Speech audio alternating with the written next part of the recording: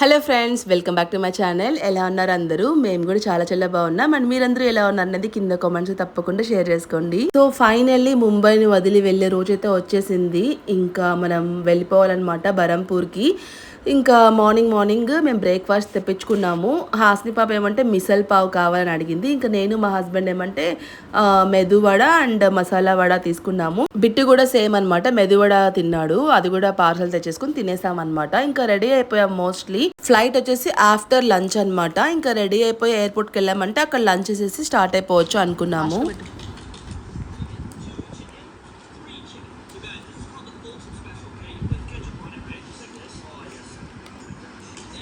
నువ్వు తిను.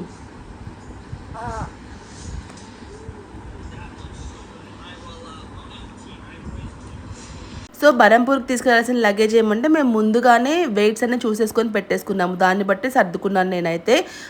నలుగురికి కలిపి 4 పెద్ద ట్రాలీస్ అండ్ 4 చిన్న ట్రాలీస్ అనమాట, హ్యాండ్ బ్యాగేజ్కి అండ్ చెక్ ఇన్ లగేజ్కి. సో ఇంకా స్టార్ట్ అయిపోయాం ఎయిర్పోర్ట్కి.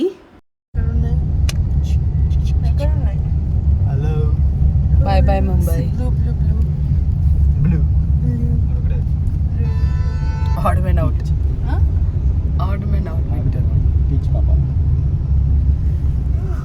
Finally, we are leaving Mumbai. Finally. The day has come. The day has come. Last and final time అయితే ఇంకా ముంబైలో ఫ్లైట్ ఎక్కుతున్నాము. అంటే అసలు ఇంక తర్వాత ఎక్కము అని కాదు, బట్ ఇలా మనం ముంబై రెసిడెంట్స్గా ఉండి దాని తర్వాత ఫ్లైట్ ఎక్కడం అనేది వేరే కదా. ఇంకా నార్మల్గా ఎప్పుడైనా విజిట్ చేయడానికి వెళ్తే అది వేరే విషయం. సో ఇంకా ముంబైని వదిలి వెళ్ళిపోతున్నాము. ఎంత బాధ అనిపించిందో చెప్పలేను. ఎవ్రీ వ్లాగ్లో నేను మీకు చెప్తూనే ఉన్నాను కదా, అది ఎన్నిసార్లు చెప్పినా కూడా తీరని బాధ అనమాట. అది ఎక్స్పీరియన్స్ చేసిన వాళ్ళకే అర్థమవుతుంది. 15 years ఒక దగ్గర ఉండి ఒక ఊరిలో సేమ్ ఒకటే ఇంటిలో, మేమైతే ఈవెన్ ఇల్లు కూడా మారలేదనమాట, అదే ఫ్లాట్లో ఉన్నాము. అలాంటి ఒక ప్లేస్ని, ఇంటిని అండ్ ఇంకా మనకి బాగా క్లోజ్ అయిన మనుషులందరినీ వదిలిపెట్టి వెళ్ళిపోవడం అనేది it's not a small thing అనమాట. ఎక్స్పీరియన్స్ చేసిన వాళ్ళకే అర్థమవుతుంది అది ఎలా ఉంటుంది అనేది. ఫస్ట్ ఎంత అనుకునేదాన్ని, ఇంకా మనం ముంబైలోనే స్ట్రక్ అయిపోయామా, ఇంకా తర్వాత గ్రోత్ అంటూ ఏం లేదా, ఇక్కడే ఉండిపోతామా అని అనుకునేదాన్ని. అంటే అన్నిటికీ దూరంగా ఉన్నాం కదా, రిలేటివ్స్కి, మమ్మీ వాళ్ళకి, పేరెంట్స్కి అందరికీ దూరంగా ఉన్నాం కాబట్టి ఒక్కొక్కసారి అలా అనిపించేది. బట్ ఇంకా వన్స్ ఆ రోజు వచ్చేసింది అని తెలిసినప్పుడు అసలు నా వల్ల కాలేదన్నమాట. అంటే వెళ్ళిపోతున్నాము, ఇంకా మనం ఈ ప్లేస్కి రాము అని తెలిస్తే అది చాలా బాధ అనిపించింది. బట్ ఇంకా తప్పదు, మన ఫ్యూచర్ కోసం, ఇంకా పిల్లల కోసం, పిల్లల కెరియర్ కోసం, ఇంకా మా హస్బెండ్ కోసం, అందరి లైఫ్ కొంచెం బాగుండాలి అంటే కొంచెం అప్గ్రేడ్ అవ్వాలి కదా లైఫ్లో. సో అందుకోసమే ఇంకా తప్పదు అనుకున్నాము. ఈ హార్డ్ డెసిషన్ అయితే తీసుకున్నాం మా లైఫ్లో. ఇది మోస్ట్ హార్డెస్ట్ డెసిషన్ అని చెప్పొచ్చు అనమాట. అంత కష్టంగా అనిపించింది. అండ్ అగైన్ ఈ ముంబై ఎయిర్పోర్ట్ అనేది ఒక ఎమోషన్ అనమాట. మాకు అసలు ఎంత అటాచ్మెంటో చెప్పలేను. నాకు తెలిసి మేము ఇప్పటి వరకు ముంబై నుంచి నెల్లూరుకి ఇన్నేళ్లలో ఫ్లైట్లోనే వెళ్ళాము. 1-2 సార్లు తప్పిస్తే ఎన్నిసార్లు ఈ ముంబై ఎయిర్పోర్ట్కి వచ్చాము. సో ఇంకా హాస్ని వాళ్ళ ఫ్రెండ్స్ అని చెప్పాను కదా, ఇంకా వాళ్ళు వాళ్ళ మమ్మీ ముగ్గురు వచ్చేసారనమాట మాకు సెండ్ ఆఫ్ ఇవ్వడానికి. అసలు వీళ్ళిద్దరే చూస్తే నాకు ఎంత ఏడుపు వచ్చిందో చెప్పలేను.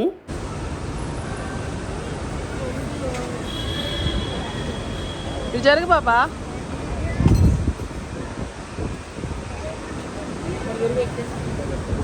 మూడా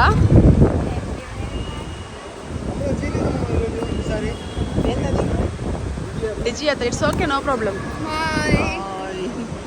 So sweaty. It's okay. All set to go. मैं चलेगा गुड.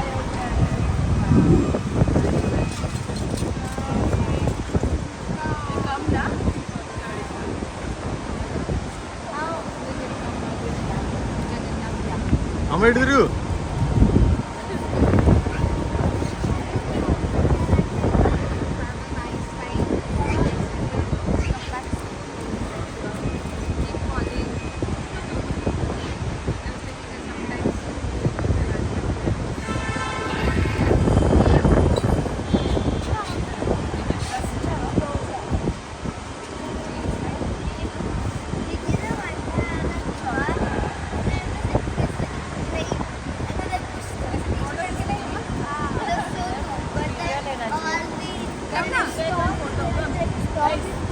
Bitu.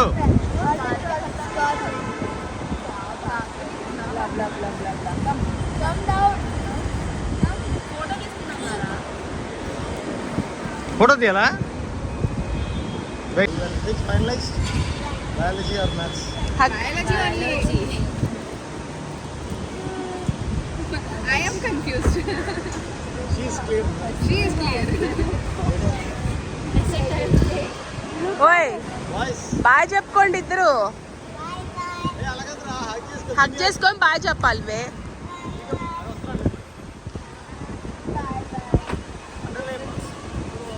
బాయ్ చెప్పరా. Very good.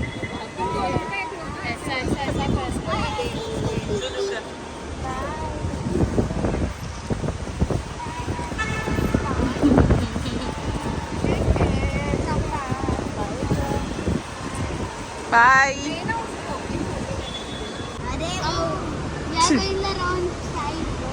చూడు అమ్మలు బాయ్స్ ఆర్ బాయ్స్.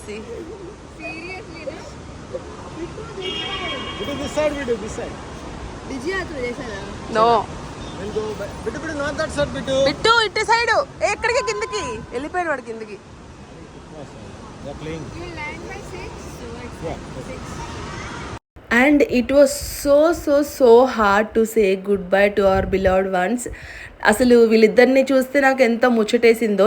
నేనైతే వాళ్ళిద్దరు ఏడుస్తారో అనుకున్నాను, బట్ దేవర్ సో స్ట్రాంగ్ అనమాట. ఇద్దరు చాలా చాలా కంట్రోల్ చేసుకున్నారు, ఎందుకంటే వాళ్ళిద్దరూ అంత బెస్ట్ ఫ్రెండ్స్. బిట్టు అంటే చిన్నోడు కాబట్టి వాడికి అంత అర్థం కాదు, బట్ హాస్నికి తెలుసు కదా, ఇంకా 10th వచ్చింది అంటే కొంచెం మెచ్యూరిటీ వచ్చి ఉంటుంది. చాలా ఫీల్ అయ్యారు అసలు. ఇంకా ఏడుపుని అలాగా లిటరలీ ఆపుకున్నారనమాట ఇద్దరు.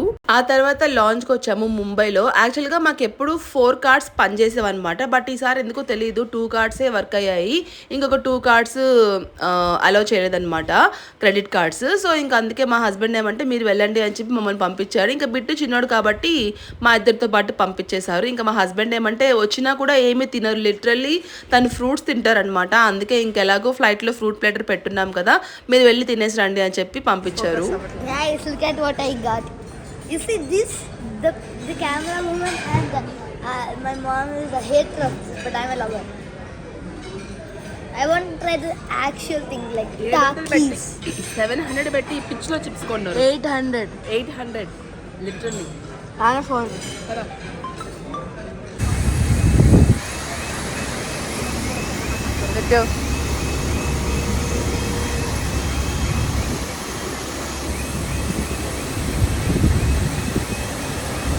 ఫోటో కావాలా?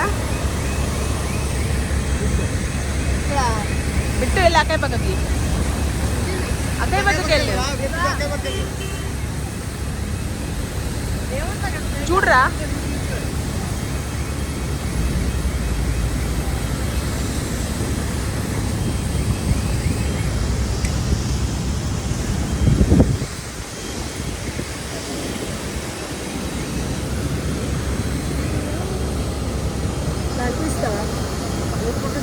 ఫోటో పక్క తీసుకో.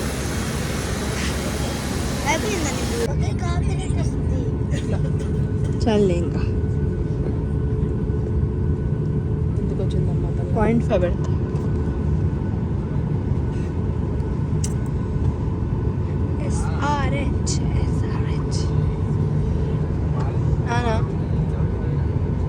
టేక్ ఆఫ్ అవుతుంటుంది.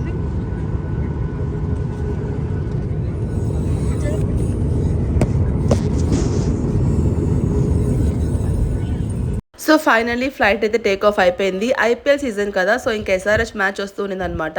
ఫ్లైట్ టేక్ ఆఫ్ అయ్యేంత వరకు మాకు సిగ్నల్ ఉన్నంత వరకు ఆ మ్యాచ్ ఫోన్లో పెట్టుకొని చూస్తూ ఉన్నాం నేను, హాస్నికి చాలా ఇష్టం IPL matches. That SRH matches అయితే అస్సలు మిస్ అవ్వం అనమాట. ఇంకా అదే చూస్తూ ఉన్నాము.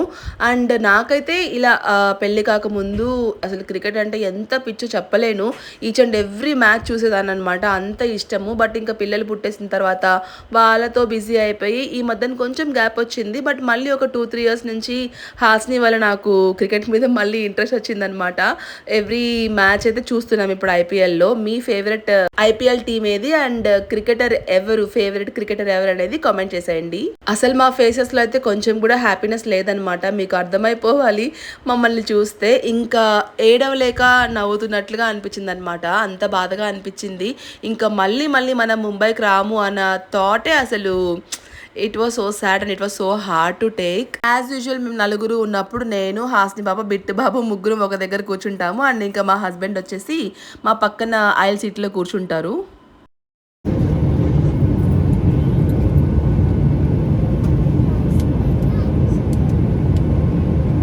ఇదేనా మిర్రర్ అయిందా?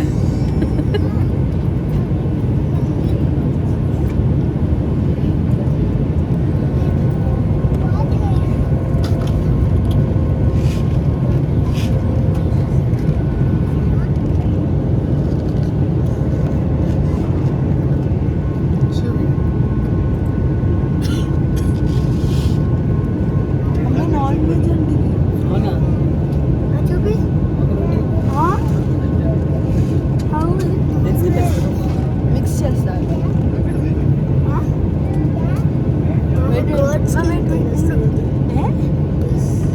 తీసుకురా అయిపోయి నేను ఇంట్లో ఇస్తాను. ఇంకా మన తర్వాత ప్లాన్ విషయానికి వచ్చేస్తే యాక్చువల్గా ఫ్లైట్ వచ్చేసి ముంబై టు భువనేశ్వర్ అనమాట. బరంపూర్లో ఎయిర్పోర్ట్ లేదు కాబట్టి. అండ్ భువనేశ్వర్ నుంచి మాకు 3 hours పడుతుంది బరంపూర్కి వెళ్ళడానికి. సో ఏమనుకున్నాము అంటే మన ఫ్లైట్ అక్కడికి రీచ్ అయ్యే టైంకి, అంటే భువనేశ్వర్లో ల్యాండ్ అయ్యే టైంకి నైట్ అయిపోతుంది కదా. సో పక్క రోజు వెళ్దాము. అక్కడే మా హస్బెండ్ వాళ్ళ ఆఫీస్ గెస్ట్ హౌస్ ఉంటుంది అనమాట, భువనేశ్వర్లో కూడా ఉంది. సో ఇంకా అక్కడే స్టే చేసేసి ఇంకా నైట్కి మార్నింగ్ లేచి వెళ్ళిపోదాము అనుకున్నాము.